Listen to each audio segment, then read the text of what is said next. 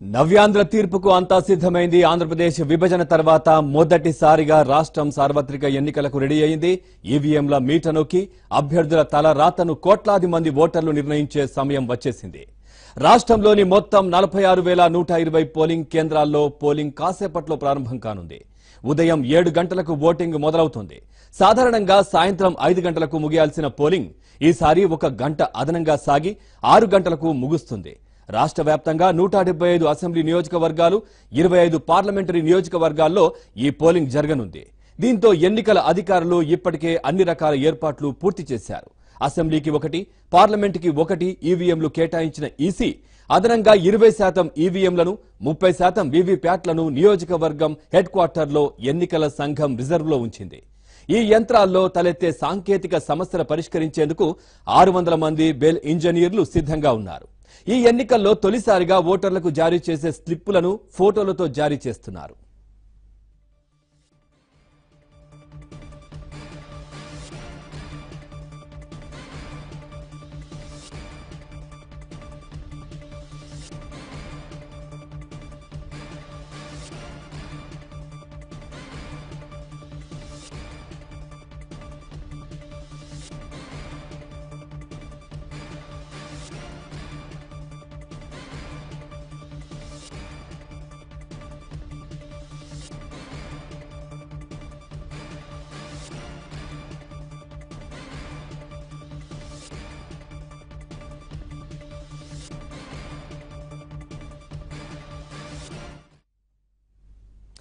ఇక ఈ ఎన్నికల్లో ఏపీలో తొలిసారి వీవీప్యాట్లను వినియోగిస్తోంది. ఎన్నికల సంఘం బ్యాలెట్ యూనిట్లపై అభ్యర్థుల ఫోటోలను కూడా ముద్రిస్తోంది.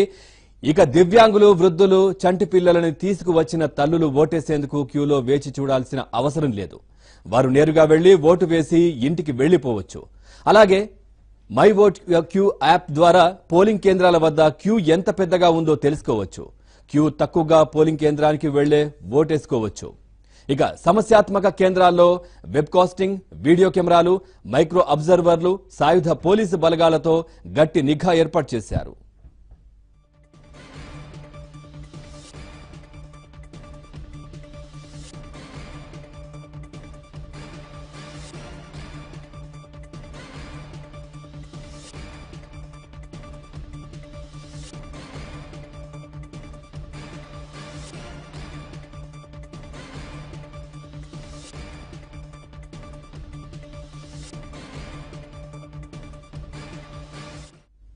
నవ్యాంధ్రలో ఈసారి భారీగా పోలింగ్ జరిగే అవకాశాలైతే కనిపిస్తున్నాయి. 2014 ఎన్నికలతో పోల్చితే ఈ దఫా పోలింగ్ శాతం పెరుగుతుందని చెబుతున్నారు.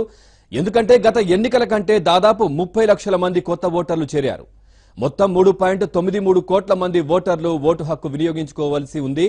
గత ఎన్నికల్లో టీడీపీ, వైసీపీ మధ్య ఓట్ల తేడా కేవలం 5 లక్షలే. ఈ 5 లక్షల ఓట్లతోనే టీడీపీ విజయం సాధించిందని వైసీపీ తరచూ వాపోతూ వస్తోంది.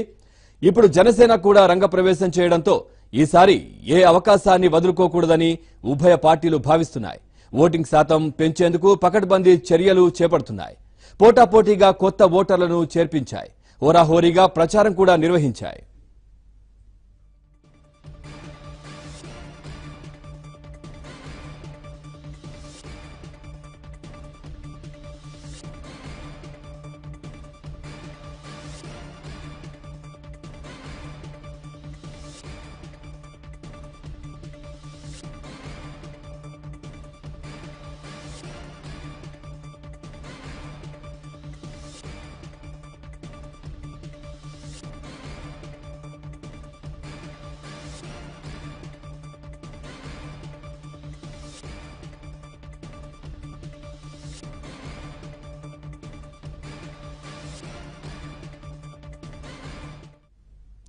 ఇక హైదరాబాద్ సహా తెలంగాణలో ఉంటున్న ఆంధ్ర ఓటర్లు ఇక్కడ ఓటేయడానికి ఈసారి లక్షల్లో తరలివచ్చారు.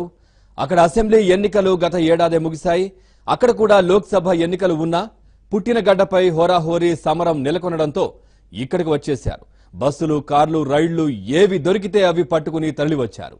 ఈ పరిస్థితుల్లో ఓటింగ్ శాతం బాగా పెరుగుతుందని పార్టీలు గట్టి ఆశాభావంతో ఉన్నాయి.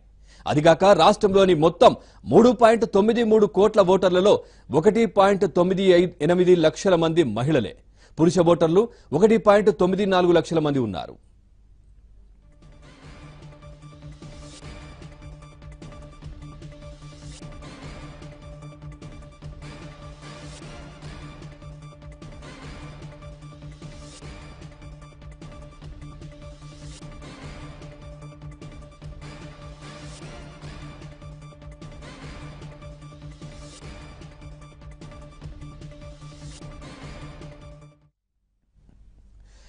మరోవైపు రాష్ట్రంలోని ఓటర్లందరూ నిర్భయంగా తమ ఓటు హక్కు వినియోగించుకునేలా పోలీస్ శాఖ పటిష్ట చర్యలు చేపట్టింది.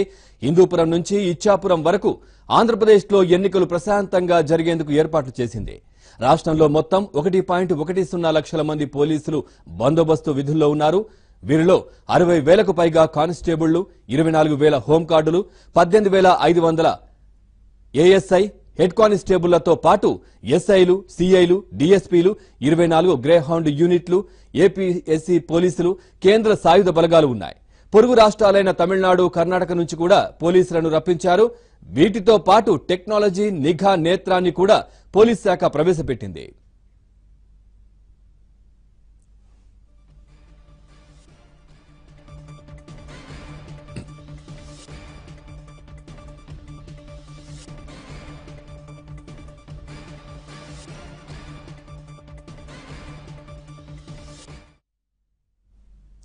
ఇక మరి కాసేపట్లో పోలింగ్ స్టార్ట్